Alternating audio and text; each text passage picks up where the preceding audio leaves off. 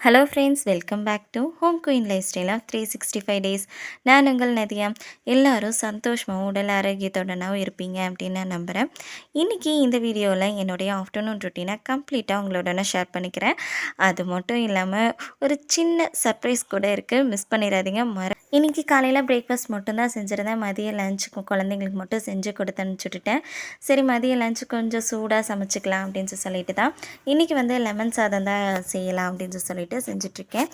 மதியம் கொஞ்சம் சூடாக லெமன் சாதம் செஞ்சு உருளைக்கிழங்கு பொரியல் வச்சு சாப்பிட்டா சும்மா அட்டகாசமாக இருக்கும் இல்லைங்களா? ஆனால் எங்கள் வீட்டில் இருக்கிறவங்களுக்கு இந்த வெரைட்டி ரைஸ் அப்படின்னு செஞ்சிட்டோம் அப்படின்னா இந்த பொரியல் எதுவுமே தேவையில்லை. அவங்களுக்கு வந்து ஒரு தேங்காய் தொண்டு மட்டும் கொடுத்துட்டோம் அப்படின்னா அமைதியாக சாப்பிட்டு எழுந்திரிச்சிருவாங்க. சரி, எனக்கு மட்டும் வந்து ஏதாவது ஒன்று கண்டிப்பாக இருந்தே ஆகணும் அப்படின்னு சொல்லிட்டு நான் நினைப்பேன். அதனாலேயே வந்து சரி, ஓகே, நம்மளுக்கு வந்து உருளைக்கிழங்கு பொரியல் செஞ்சிடலாம் அப்படின்னு சொல்லிட்டு லெமன் சாதம் உருளைக்கிழங்கு பொரியலும் தான் ரெடி பண்ணிகிட்டு இருந்தேன். என்ன தான் சொல்லுங்கள், இந்த உருளைக்கிழங்கு பொரியல் எல்லா வெரைட்டி ரைஸோடனும் அப்படியே ஆப்டாக பொருந்தும். அது எப்படி பொருந்தது அப்படிங்கிறது தான் தெரியறதே கிடையாது. அவ்வளோ சூப்பராக இருக்கும். அந்த எந்த சாப்பாடாக இருந்தாலும் சரி, தக்காளி சாப்பாடாக இருந்தாலும் சரி, லெமன் சாப்பாடு, புளி சாப்பாடு, இப்படி எந்த வகையான வெரைட்டி ரைஸ் செஞ்சோம் அப்படின்னாலுமே அதுக்கு தொட்டுக்கிறதுக்கு உருளைக்கிழங்கு பொரியல் செஞ்சிட்டோம் அப்படின்னா அவ்வளோ சூப்பராக இருக்கும். யார் யாருக்கெல்லாம் உருளைக்கிழங்கு பொரியல் பிடிக்கும் அப்படிங்கிறத கமெண்டில் ஷேர் பண்ணுங்கள்.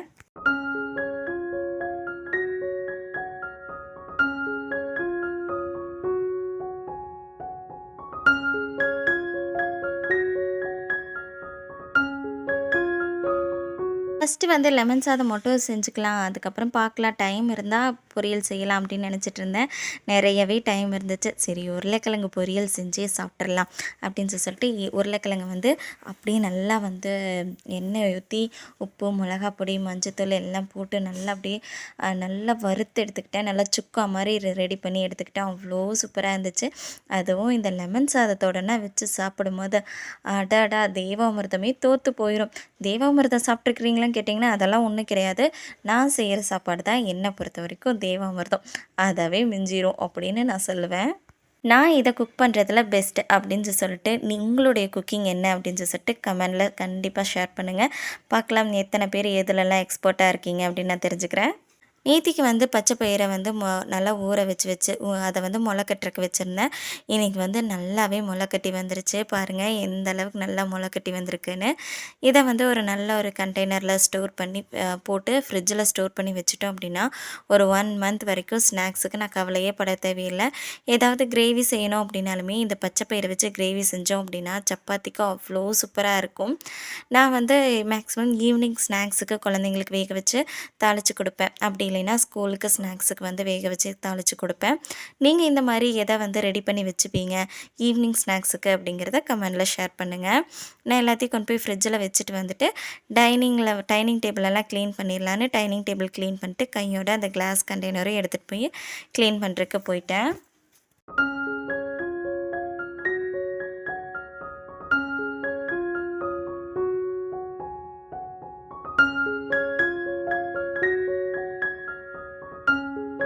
இந்த கிளாஸ் கண்டெய்னர் பார்க்குறக்கு அழகாக தான் இருக்கும். கிளாஸ் கண்டெய்னர் ஆகட்டும், இந்த செராமிக் ஐட்டம் ஆகட்டும், எல்லாமே பார்க்குறக்கு ரொம்பவே சூப்பராக அழகாக தான் இருக்கும். ஆனால் அது யூஸ் பண்ணும்போது ஒரு வித பயம் வரும் பாருங்கள். அப்பப்பா, எங்கேயாவது கை ஸ்லிப் ஆயிருமோ, உடஞ்சி போச்சுன்னா என்ன பண்ணுறது அப்படிங்கிறது அந்த நெகட்டிவ் தாட் வந்துக்கிட்டே இருக்கும். நான் வந்து ஒரு 2 டைம் வந்து ஒரு செராமிக் கப்பு, அதுக்கப்புறம் வந்து இந்த கண்ணாடி கிளாஸ் எல்லாமே உடச்சிருக்கேன். ஸோ அதனாலேயே ரொம்ப கேர்ஃபுல்லாக அதை வந்து பார்த்து பார்த்து வந்து அதை யூஸ் பண்ணுவேன். இந்த பார்க்குறக்கு இது ரொம்ப அழகாக இருக்கும். அழகில் தாங்க ஆபத்து இருக்குது அப்படிங்கிற மாதிரி இதை யூஸ் பண்ணும்போது அவ்வளோ பயமாக இருக்கும். ஆனால் எனக்குமே இந்த செராமிக் கப்பு, அதுக்கப்புறம் இந்த கண்ணாடி கிளாஸ், இந்த ஐட்டம்ஸ் எல்லாம் தான் ரொம்பவே பிடிக்கும்.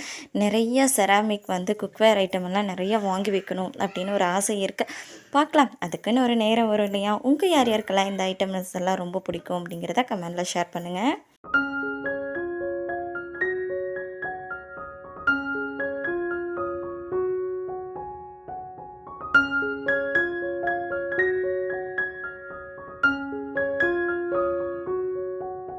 கிளாஸ் எல்லாம் வாஷ் பண்ணி எடுத்துகிட்டு வந்து டைனிங் டேபிளில் அரேஞ்ச் பண்ணி வச்சுட்டு, அதுக்கப்புறமா சரி என் ஹஸ்பண்ட் வந்தார், அவருக்கும் சாப்பாடு போட்டு கொடுத்துட்டு நானும் அப்படியே சாப்பிட்லாம் அப்படின்னு சொல்லிட்டு சாப்பாடு, அதுக்கப்புறம் வந்து உருளைக்கிழங்கு பொரியல் வச்சு டைனிங் டேபிளில் கொண்டு வந்து வச்சு அப்படியே ரிலாக்ஸாக உட்காந்து சாப்பிட்டேங்க. என்ன தான் சொல்லுங்கள், காலையில் நைட்டு 2 நேரமே அவசர அவசரமாக சாப்பிட்ற மாதிரி இருக்கும். எனக்கு வந்து இந்த மதிய நேரம் தான் ரிலாக்ஸாக உட்காந்து சாப்பிட்ற மாதிரி இருக்கும். நீங்கள் எந்த டைம் ரிலாக்ஸாக உட்காந்து சாப்பிடுவீங்க அப்படிங்கிறத கமெண்டில் ஷேர் பண்ணுங்கள். காலையிலேருந்து வேலை சரியாக இருக்கும். இந்த சாப்பிட்டு முடித்ததுக்கப்புறம் ஒரு எனர்ஜி வரும் பாருங்கள், அது பெரிய ப்ளஸ் தான். ஆனால் இந்த சாப்பிட்டு முடித்ததுக்கப்புறமா போய் சிங்கை பார்க்கும்போது வரும் பாருங்கள் ஒரு கடுப்பு. அது வந்த எனர்ஜி மொத்தமும் அப்படியே ஸ்ட்ரா போட்டு உறிஞ்ச மாதிரி ஃபீல் ஆகும். அவ்வளோ கடுப்பாகும். என்ன பண்ணுறது, இந்த மாதிரி ஜீ பூம் பா அப்படின்னு பண்ணால் இந்த பாத்திரமெல்லாம் அப்படியே வந்து எந்தெந்த இடத்துல அடுக்கி வைக்கணுமோ அந்தந்த இடத்துல அடுக்கி வச்சுருக்கோம். ஆனால் அந்த மாதிரியெல்லாம் வந்து எடிட்டிங்கில் மட்டும்தான் நடக்கும். கண்டிப்பாக ரியல் லைஃப்பில் நடக்காது. நம்ம தான் மாங்கு மாங்குன்னு எடுத்து வைக்கணும். என்ன நான் சொல்கிறது.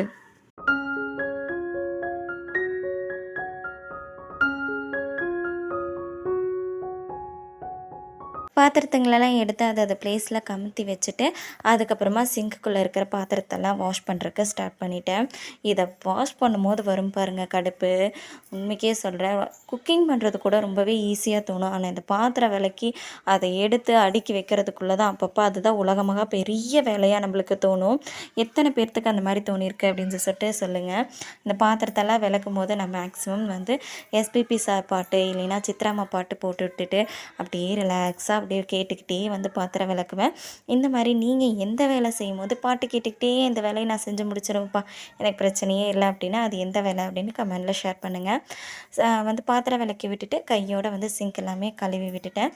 காலையிலேயே வந்து அடுப்பு எல்லாமே கழுவி விட்டதுனால இப்போ ஒரு நல்ல ஒரு ட்ரை துணி வச்சு தொடச்சி மட்டும் விட்டுட்டேங்க.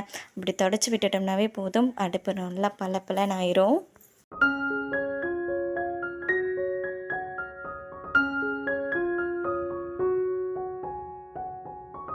அடுப்பெல்லாமே தொடச்சி விட்டுட்டு கையோட கவுண்டர் டாப்பையும் சேர்ந்து க்ளீன் பண்ணிட்டேன். அந்த சர்ப்ரைஸான விஷயம் என்ன அப்படிங்கிறத நம்ம ஷேர் பண்ணிடலாமா? என்னுடைய ஆஃப்டர்நூன் ரொட்டீனோடனா உங்களுக்கு எந்த பார்ட் வந்து ரிலேட்டபிள் ஆகுது அப்படிங்கிறத கண்டிப்பாக கமெண்டில் ஷேர் பண்ணுங்கள்.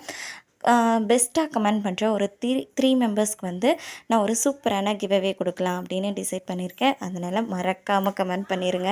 கிச்சன் எல்லாம் க்ளீன் பண்ணி முடிச்சுட்டு ஒரு 20 மினிட்ஸ் வந்து அப்படியே வந்து ஒரு கம்ப்ளீட்டாக ஒரு ரெஸ்ட் எடுப்பேன்.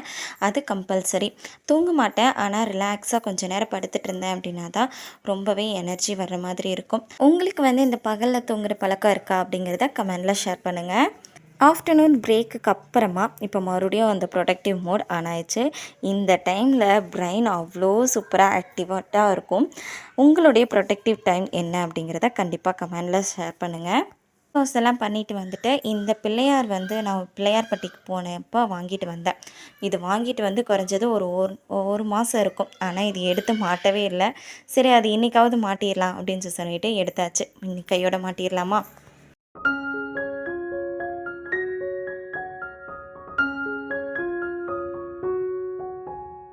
நான் வந்து இதை வாங்கும்போது நான் டோரில் வந்து மாட்டிடலாம் அப்படின்னு சொல்லிட்டு தான் நான் வாங்கிட்டு வந்தேன். ஆனால் அது வந்து டோருக்கு செட் ஆகவே இல்லை. ஒரு மாதிரி இருந்துச்சு. அதுவும் இல்லாமல் அந்த இடத்துல நம்ம மாட்டினோம் அப்படின்னா டோர் க்ளோஸ் பண்ணி ஓப்பன் பண்ணும்போது ஏதாவது டேமேஜ் ஆகிரும் அப்படின்னு சொல்லி தோணுச்சு. அதனால் சரி அங்கே மாட்ட முடியலைன்னா என்ன, இந்த இடம் வந்து ப்ளைனாக தான் இருக்குது, இந்த இடத்துல மாட்டிட்டோம் அப்படின்னாலுமே ரொம்பவே அழகாக இருக்கும் அப்படின்னு சொல்லிட்டு இந்த இடத்துல தான் பிள்ளையாரை மாட்டினேன். இந்த இடத்துல பிள்ளையாரை மாட்டினதுக்கு அக்கா பையனுக்கு வந்துச்சு பாருங்கள் ஒரு சந்தோஷம். அவன் தான் துள்ளி குதிச்சிட்டு இருந்தான். நான் அதை பார்க்கும்போதே பயங்கரமாக காமெடியாக சிரிப்பாக வந்துச்சு.